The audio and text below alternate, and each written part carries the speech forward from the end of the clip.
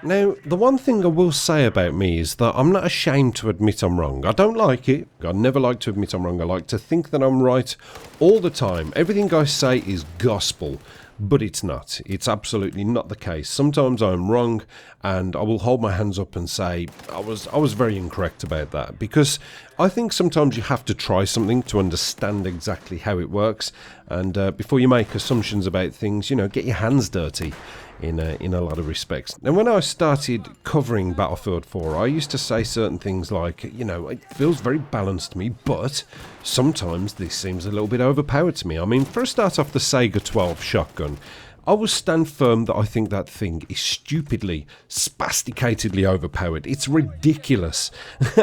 It's just so ridiculous. And it's ridiculous because the people who use it and spam it, it's almost like very trolly, I've always said you can tell the proof is in the pudding when you look at these servers and you go on there and people say, okay, these are the rules. No C4, no Claymore, no shotguns, and no camping. But go out and have fun. So it's do unto others as you would like done unto yourself. That's the way I look at it. But the Saiga 12 shotgun, when I talked about the most overpowered shotgun in the game, I featured the gameplay and people were actually shocked who didn't play Battlefield, who saw me get a one-hit kill from across the map on some poor bastard running away from me. Oh no, he's lying on the floor, that's right.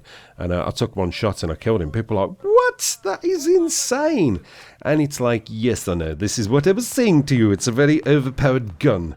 That's why I've done this series. But the other one I wanted to talk about is the Bulldog assault rifle. Now, obviously, with the release of the trailer for Battlefield 1, DICE kindly said, you know what, everybody who hasn't got premium, it doesn't matter because we're going to give you a little treat. We're going to give you a little taste of what the premium should be and, what you should have experienced, but you didn't pay the money. But here you go. Have Dragon's Teeth. And it's one of the map packs which was available on the premium membership. Now, I played this and I thought, why didn't I buy the premium? One of the mistakes, I'll go on to the Bulldog in a moment, let me just get my explanations out of the way, because I'm old and that's what I do, I lose track. But one of the mistakes I made when I first got this game was not actually investing in the in the premium membership, because I suppose when I played the beta I wasn't too impressed with it, and I did the video saying that the hit detection was way off as I was using a U100.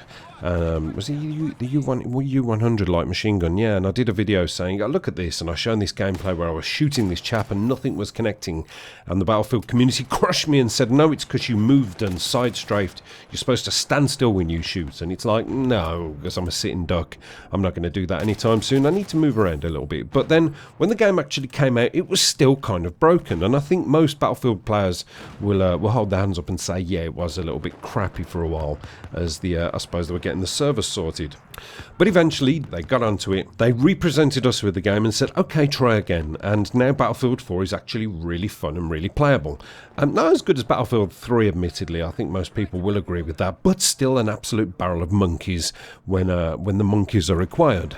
So I sort of thought, well, do you know what? It's too far down the line now to purchase the, premium. So I'm just going to play on the regular maps. But when it comes to this, and you get the Dragon's Teeth DLC absolutely free, no money spent, I think, why didn't I do it? Because there are some really good maps on this. There's a couple I don't like. There's one very close quarters one. I can't think of the names of the maps off the top of my head. There's one very close quarters one where you can literally see the people spawning in front of you and next to you and at the side of you and underneath you and various other places. It just gets a little bit crazy. But I think people like that every now and then, let's push the boat out, let's experience something different, and let's have some close quarter combat and almost a little bit crazy. But some of the other maps, Pearl Market, that's one of them. I really like Pearl Market, and I kind of wish I'd have bought the premium, but that's fine. Battlefield 1 will be out soon enough, and I will make sure I invest straight away in that. Now, the one thing I did want to talk about was, obviously, there's so many weapons that are available to be unlocked through campaign, which I haven't really played, and, through achievements. But one of the ones which I have been wanting is this Bulldog. Now, I've been saying for ages, whenever I play Battlefield 4, that whenever I get killed by a Bulldog, I'm like, that gun is so overpowered, what the fuck? How did I die so quickly? That's wrong, that's just wrong, it's just too overpowered.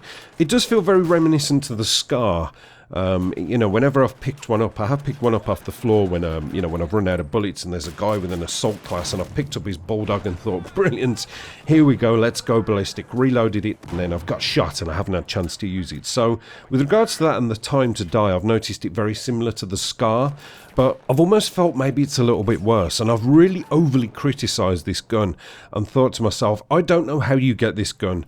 You know, I've looked for achievements and things like that, and I'm sure one day I'll find out how to get it, and when I get it, man, I'm going to turn this back on people, and they will be sorry they ever shot me with the Bulldog. Now, with the Dragon's Teeth DLC, somehow I unlocked it. I was using regular assault rifles and it come up, you've unlocked the Bulldog, and I thought, hallelujah, my prayers are answered, you people are in for a bloody good spanking. And what actually happened was I noticed that it is very powerful. It's a very good gun if you get into close quarter combat and, you know, you're face to face with somebody. And even if you're just a little bit too slow to react to the fire rate and the damage from the bullets, I don't know what it is. It's just very powerful. However, it is compensated that, you know, with the balance and the fact it has 21 bullets in the magazine, you do eat through these things very, very quickly. And also with all the grips and all the barrels and all the attachments and all the bump that you can put on this gun, it does kick and recoil a little bit. So if you're getting into a battle with somebody at a distance who's probably got an M4 maybe or something like that, you might just lose out, you know. And that to me sort of gives, it's the thumbs up, you know. I'm glad to be proved I was wrong.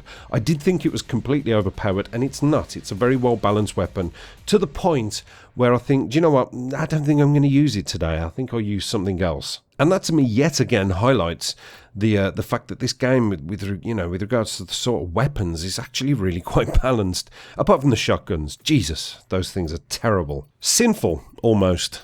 So yeah, to you guys who never had the premium or had any DLC before, and you've probably, obviously you've unlocked this now, this Dragon's Teeth DLC, I hope you're enjoying it as much as I am. Apart from that silly small map, Jesus, too much, too small. Thanks for watching, guys. Apocalypse done.